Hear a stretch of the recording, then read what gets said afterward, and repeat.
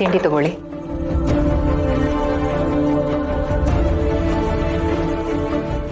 ಅಣ್ಣ,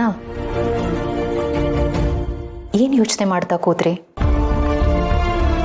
ಇಷ್ಟು ದಿನ ನರಕದಲ್ಲಿದ್ರಲ್ಲ, ಆ ನೆನಪುಗಳು ಕಾಡ್ತಾ ಇದೆಯಾ? ಇಲ್ಲ ನಂದಿನಿ ಅಮ್ಮ, ನನ್ನ ಮನಸ್ಸಿನಲ್ಲಿ ಈಗ ಅಂತ ನೋವೇನು ಕಾಡ್ತಾ ಇಲ್ಲ. ಒಂದು ರೀತಿಯಲ್ಲಿ ನಾನು ನೆಮ್ಮದಿಯಾಗಿದ್ದೀನಿ ಅಂತ ಅನ್ಬೋದು. ಎಷ್ಟೋ ವರ್ಷಗಳಿಂದ ಕತ್ತಲ ಕೋಣೆಯಲ್ಲಿ ಜೀವಂತ ಶವವಾಗಿ ಬದುಕಿದ್ದೆ.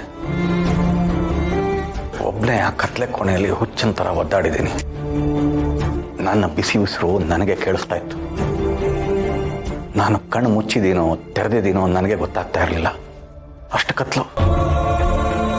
ಆಗಾಗ ಅವಳು ಬರ್ತಿದ್ಲು, ಚಿತ್ರಹಿಂಸೆ ಕೊಡ್ತಿದ್ಲು. ಇನ್ನು ಆ ರೌಡಿಗಳು ಮಾತು ಹೊಡೆದು ಬಡ್ದು ಸಾಯೋದಕ್ಕೂ ಬಿಡದೆ ಬದುಕೋದಕ್ಕೂ ಬಿಡದೆ ನರಕ ತೋರಿಸ್ಬಿಟ್ಟಿದ್ರು. ನರಕ ಅಂದ್ರೆ ಅದೇ. ಅವಳು ಎಷ್ಟು ಕ್ರೂರಿ ಅಂತ ನನಗೆ ಗೊತ್ತಾಗಿದ್ದೆ ಆಗ.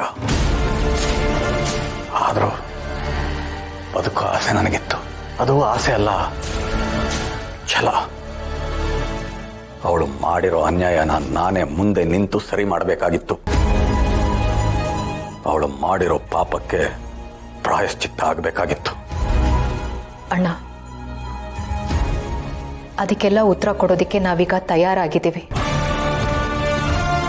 ಇನ್ ಮುಂದೆ ಪ್ರಪಂಚಕ್ಕೆ ಎಲ್ಲ ಸತ್ಯನೂ ಗೊತ್ತಾಗಬೇಕು. ಆದ್ರೆ ನಾವು ಹೋಗಿ ಇದೇ ಸತ್ಯ ಅಂತ ಹೇಳಿದ್ರೂ ಪ್ರಪಂಚ ನಂಬೋದಿಲ್ಲ. ಹೇಳೋ ಸಮಯಕ್ಕೋಸ್ಕರ ಕಾಯಬೇಕು, ಹೇಳೋ ರೀತಿಯಲ್ಲೇ ಹೇಳಬೇಕು. ಎಲ್ಲ ಸರಿ ಹೋಗುತ್ತೆ ಅಣ್ಣ, ನೀವು ಯೋಚನೆ ಮಾಡಬೇಡಿ. ಅಷ್ಟು ಮಾತ್ರ ಅಲ್ಲ ನಂದಿನಿ ಅಮ್ಮ, ಆ ವಿಜಯಾಂಬಿಕಾ ನನಗೆ ಕೊಟ್ಟಿರೋ ಹಿಂಸೆಗೆ ಪ್ರತಿಯಾಗಿ ಅವಳು ಹಿಂಸೆ ಪಡಬೇಕು. ನೀರಿನಿಂದ ಹೊರಗಡೆ ಬಂದಿರೋ ಮೀನಿನ ಥರ ವಿಲವಿಲ ಅಂತ ಒದ್ದಾಡಬೇಕು. ಕೋಪದಿಂದ ಭಯದಿಂದ ಹುಚ್ಚಿಯಾಗಿ ಅಲ್ದಾಡಬೇಕು. ಹಾಗೆ ಆಗತ್ತೆ ಅಣ್ಣ, ನೀವೇನು ಯೋಚನೆ ಮಾಡಬೇಡಿ.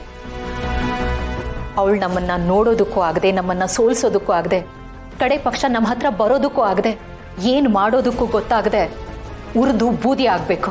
ಅದೆಲ್ಲ ಸರಿ ನಂದಿನಿ ಅಮ್ಮ, ಆದರೆ ಅವಳ ದ್ವೇಷ ನಮಗೆ ಮಾತ್ರ ಸೀಮಿತವಾಗಿದ್ರೆ ನಾವು ಹೇಗೋ ನಿಭಾಯಿಸಬಹುದಾಗಿತ್ತು. ಆದರೆ ಅದು ಶ್ರಾವಣಿ ಅಮ್ಮ ಮತ್ತೆ ಅಳಿಯಂದ್ರ ಕಡೆಗೂ ಚಾಚಿದೆ. ಇದೆಲ್ಲ ಎಲ್ಲಿಗೆ ಹೋಗಿ ತಲುಪುತ್ತೋ ಏನೋ.